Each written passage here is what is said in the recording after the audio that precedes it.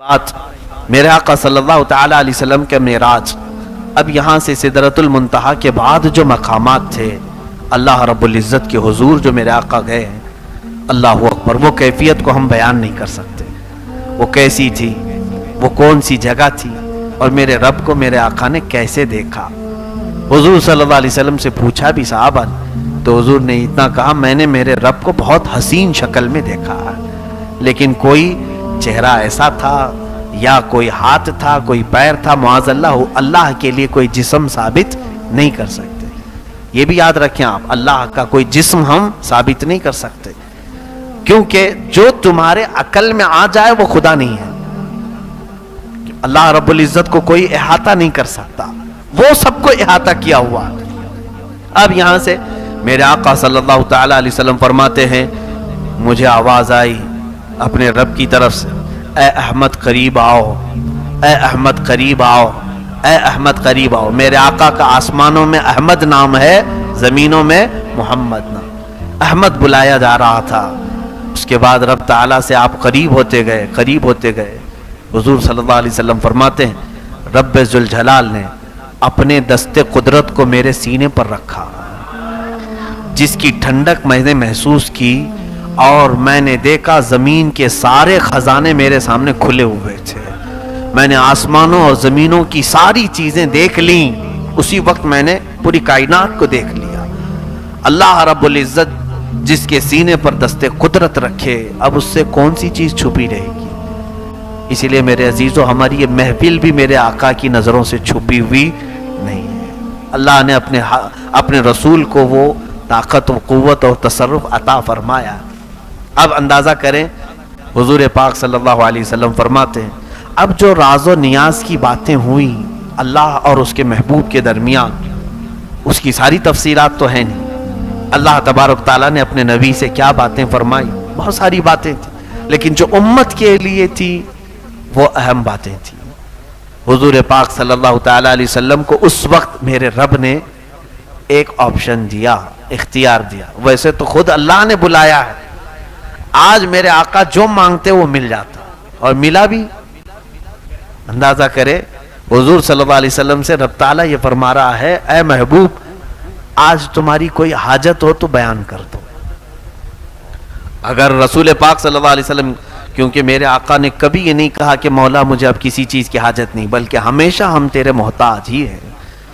یہ وہ زمانہ تھا جب مکہ والے ستا رہے تھے، یہ وہ زمانہ تھا جب مکہ والے صحابہ کو گھسیٹا کرتے تھے، حضور پر سوشل بائیکاٹ کے قانون لگائے تھے، بہت ساری پابندیاں کی تھی، پریشان کیے ہوئے تھے۔ میرے آقا صلی اللہ تعالیٰ علیہ وسلم اللہ تعالیٰ سے عرض کرتے کہ مولا یہ ساری کلفتیں آزاد ہو جائیں، مکہ میں بڑا محل مل جائے، عیش سے میرے سارے ساتھی، میرے صحابہ زندگی گزارے۔ حضور صلی اللہ تعالیٰ علیہ وسلم سے جب رب تعالیٰ نے فرمایا، اے محبوب، آج تمہاری کوئی حاجت ہے تو بیان کرو، میرے آقا صلی اللہ علیہ وسلم نے فرمایا، مولا ایک حاجت ہے میری، ایک حاجت ہے میری۔ تو رب نے فرمایا، کہو میرے محبوب۔ میرے آقا نے عرض کیا، مولا میری امت کی بخشش میرے حوالے کرتے، میری امت کو میرے حوالے کرتے۔ رب حب لی امتی، جس کا مطلب یہ ہوتا ہے، حب لی، مجھے دے دے میری امت۔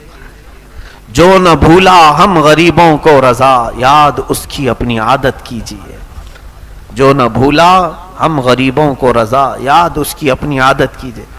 جانتے ہیں آپ، آج اسی شب معراج کے واقعے کو ہم نمازوں میں ادا کرتے ہیں، التحیات ہم پڑھتے ہیں، التحیات للہ والصلوات والطیبات۔ اس کا مجموعہ پورا فقہاء نے فرمایا، جب نبی اوپر جا رہے تھے میرے رب کے حضور، تو یہ پڑھتے ہوئے جا رہے تھے، التحیات للہ والصلوات والطیبات، جس کا مطلب ہوتا ہے تمام پاکیاں اللہ تیرے لیے، تمام ستھرائیاں تیرے لیے، ساری تعریفیں تیرے لیے۔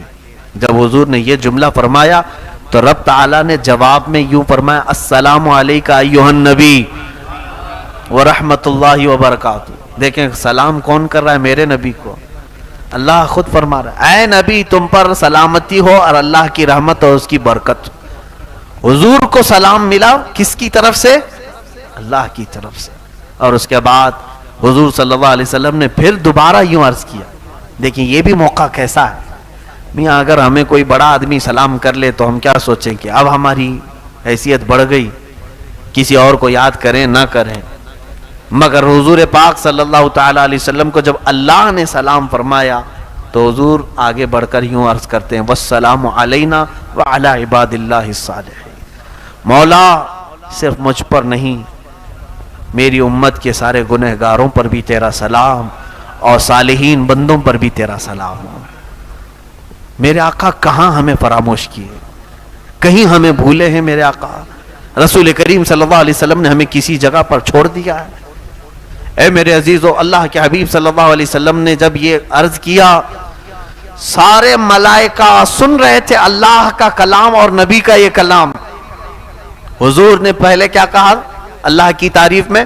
التحیات للہ والصلوات والطیبات. تو رب تعالیٰ نے فرمایا السلام علیکہ ایھا النبی ورحمۃ اللہ وبرکاتہ. اور میرے آقا نے پھر کہا والسلام علینا وعلی عباد اللہ الصالحین. تو یہ دونوں کے کلمے سننے کے بعد فرشتوں نے کہا اشہد ان لا الہ الا اللہ واشہد ان محمدًا عبدہ ورسولہ. ہم گواہی دیتے ہیں کہ اللہ کے سوا کوئی معبود نہیں، اور ہم گواہی دیتے ہیں کہ محمد صلی اللہ علیہ وسلم اللہ کے بندے اور اس کے رسول ہیں. یہ اگر کوئی اتحیات کا اتنا ٹکڑا بھی پڑھ لے تو اسے معراج سمجھ میں آ جائے گی. معراج کا سفر اس کے اندر. ہم نمازوں میں اتحیات میں بیٹھے تو یہ منظر تصور میں لے کے آنا چاہیے. یہ منظر تصور میں لے کے آئیں کہ رسول پاک نے یہ جملے ادا کیے تھے، پھر میرے مولا نے اپنے نبی کو سلام کیا تھا، اور اس کے بعد میرے آقا نے ہم غریبوں کو یاد کیا تھا، پھر فرشتوں نے سب شہادت بیان کی تھی. ہم بھی کیوں نہ فرشتوں کی شہادت بیان کریں؟ میرے عزیزو، رسول پاک صلی اللہ تعالی علیہ وسلم جب وہاں سے چلنے لگے تو رب تبارک و تعالیٰ سے آپ نے ایک سوال کیا، مولا مجھے تو نے انعام میں یہاں تک بلایا. دیکھیں کہاں کہاں حضور پاک ہمارا خیال فرماتے ہیں کہ سب یہاں تک آ نہیں سکیں گے، سب تیرے دربار تک یہاں تک نہیں پہنچ سکیں گے. میں جاؤں گا تو میری امت مجھ سے بار بار تیرے بارے میں پوچھے گی، اور وہ پوچھیں گے کہ یا رسول پاک آپ تو پہنچ گئے، ہم کیسے جا سکیں گے؟ اے اللہ میں اپنی امت کو کیا بتاؤں؟ توجہ، رب تعالیٰ نے فرمایا اے محبوب میں ایک تحفہ تمہاری امت کو دیتا ہوں، اگر وہ اس پر عمل کرے گی تو ہر سجدے میں انہیں معراج ہوگی. وہ ہے نماز کا تحفہ. اللہ رب العزت نے 50 نمازیں فرض کی امت محمدیہ پر. کہا کہ رسول یہ لے جائیں 50 نمازیں اپنی امت کو پڑھنے کا حکم فرمائیں کہ وہ دن اور رات میں 50 نمازیں پڑھیں. میں سوچتا ہوں ہیں تو گھنٹے 24، اگر 50 نمازیں فرض ہوتی تو آدھے گھنٹے سے پہلے اذان ہونے لگ جاتی. نہیں، 24 گھنٹے میں اگر آدھے گھنٹے پر بھی ہو تو 48 نمازیں ہوتی، پھر 2 بج جاتی تھی. 50 نمازیں 24 گھنٹے میں کیسے ادا کرتے؟ بڑا مسئلہ تھا. اللہ رب العزت نے بھی ظاہر سی بات ہے وہ بندوں پر عسر تکلیف تو نہیں چاہتا، حرج میں نہیں ڈالتا. مولا اتنا ہی دیتا ہے حکم جتنا بندے اٹھا سکتے. تو جب یہ آدھے گھنٹے میں نماز، ہر آدھے گھنٹے میں کہاں سے آئے گا بندہ؟ رب بھی جانتا ہے، لیکن پھر فرض کیا کیوں؟ اس کی بڑی حکمت ہے. حضور صلی اللہ علیہ وسلم وہ 50 نمازیں لے کر کے آئے. یہ کسی آسمان پر حضرت موسیٰ علیہ السلام سے ملاقات ہوئی. موسیٰ علیہ السلام بھی 6 یا 5ویں آسمان پر حضرت حضور صلی اللہ علیہ وسلم سے ملاقات کی اور پوچھا کہ کیا آپ کی بات ہوئی؟ حضور نے بتایا، کہا میری امت کو اللہ نے 50 نمازیں عطا کی. موسیٰ علیہ السلام نے کہا اے رسول واپس جائیں اپنے رب سے کہیں کہ کم کر دے، آپ کی امت اتنا نہیں کر پائے گی. کیا کہا حضرت موسیٰ علیہ السلام نے؟ آپ کی امت نہیں کر پائے گی. اب یہاں دیکھیں میرے آقا کے علم غیب پر سوال کرنے والے آج 5 وقت کی نمازیں پڑھ رہے ہیں کہ 50 پڑھ رہے ہیں؟ 5 پڑھ رہے ہیں نا. موسیٰ علیہ السلام کو یہ کیسے معلوم تھا کہ امت 50 نہیں پڑھ پائے گی؟ جب موسیٰ علیہ السلام کو یہ غیب کا علم تھا تو میرے نبی کو کتنا غیب کا علم ہوگا؟ موسیٰ علیہ السلام ہی نے تو کہا. حضور صلی اللہ علیہ وسلم گئے رب تعالیٰ سے عرض کیا مولا اس میں کچھ کم کر دے. 5 کم ہوئی، 45 لے کر آئے. پھر موسیٰ علیہ السلام نے روکا، کہا اور کم کرائے. 9 مرتبہ حضور کا جانا آنا ہوا ہے. کتنی مرتبہ؟ 9 مرتبہ حضور صلی اللہ علیہ وسلم رب تعالیٰ کے حضور جاتے، کم کراتے، آتے۔